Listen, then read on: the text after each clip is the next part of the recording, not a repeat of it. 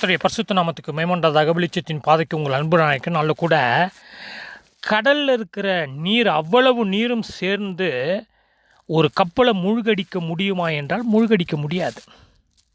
ஆனால் பிரியமானவர்களே, அந்த கப்பலுக்குள் ஒரு ஓட்டை விழுந்து கடல் நீர் உள்ளே புகுமானால் அப்போ சாத்தியப்படும் அந்த கப்பல் மூழ்கி போவதற்கு. காரணம் என்னன்னு சொன்னால், அந்த கப்பலில் ஓட்டை அந்த ஓட்டையின் வழியாக கடல் நீர் உள்ளே புகுந்ததினால் அந்த கப்பல் மூழ்கிறது. ஆனால் ஓட்டை இல்லை என்றால் அந்த கப்பல் முழுகாது, அது மிதந்து கொண்டே போகும்.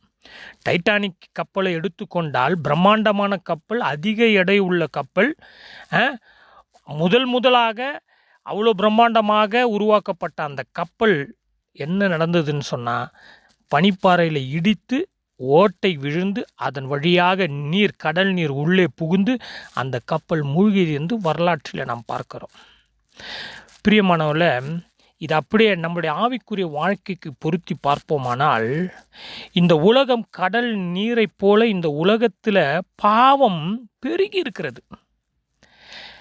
அதாவது பாவம் சொல்லுக்கடங்காமல் பெருகி இருக்கிறது. சமூக வலைதளங்கள் மூலமாக, சினிமா மூலமாக, களியாட்டு மூலமாக, பாலியல் சம்பந்தமான பாவங்கள் மூலமாக, திருட்டு, கொள்ளை, அக்கிரமம், கற்பழிப்பு, விபச்சாரம், வேசித்தனம், காம விகாரம், வன்கண்ணு, கொலை, ஊழல், லஞ்சம், இப்படி இந்த சமூகத்தில் கடல் நீரை போல பறந்து கிடக்கிறது பாவங்கள்.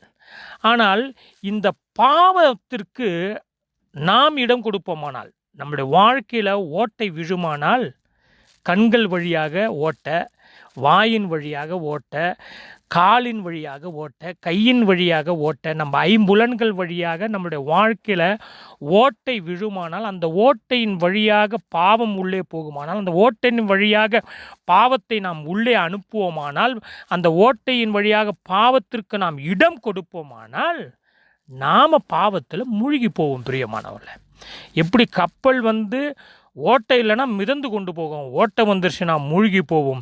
அதே போல் பாவத்திற்கு நாம் இடம் கொடுக்கவில்லை என்றால், பாவத்திற்கு நாம் எதிர்த்து போராடுவோமானால், நாம் என்ன செய்வோங்க? ஆவிக்குரிய வாழ்க்கையில் வெற்றியோடு ஓடிக்கொண்டிருப்போம். ஆனால் ஓட்டை விழுமானால், அந்த பாவத்திற்கு நாம் இடம் கொடுப்போமானால், உலக பாவங்களுக்கு நாம் இடம் கொடுப்போமானால், ஒருவேளை ஆபாசத்திற்கு நாம் அப்படி இடம் கொடுத்துட்டா ஓட்டை விழுந்துருச்சுன்னா அது வழியாக என்ன செய்வோங்க?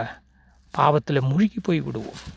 எனவே நம்முடைய விசுவாச கப்பல், நம்முடைய ஆவிக்குரிய கப்பல், அந்த பயணம் சரியாக அந்த எல்லையை போய் அடைய வேண்டுமானால், நம்முடைய வாழ்க்கை தேவனுடைய சமூகத்தோடு, தேவனோடு, அந்த பரலோக ராஜ்யத்தை நோக்கி, தேவனுடைய ராஜ்யத்தை நோக்கி நம்முடைய ஆவிக்குரிய வாழ்க்கை எந்தவித ஓட்டையும் இல்லாமல் செல்ல வேண்டுமானால், நாம் ஒருபோதும் ஓட்டை விழுவதற்கு நம் வாழ்க்கைக்கு இடம் கொடுக்கக்கூடாது. அந்த ஓட்டையின் வழியாக பாவம் உள்ளே பிரவேசிப்பதற்கு இடம் கொடுக்கக்கூடாது.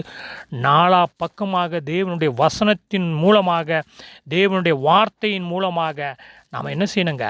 ஓட்டை விழாதபடி பரிசுத்தத்தோடு நம் வாழ்க்கையை பாதுகாத்து கொள்ள கர்த்தர் கிருபை செய்வாராக. ஜெபம் செய்வோம்.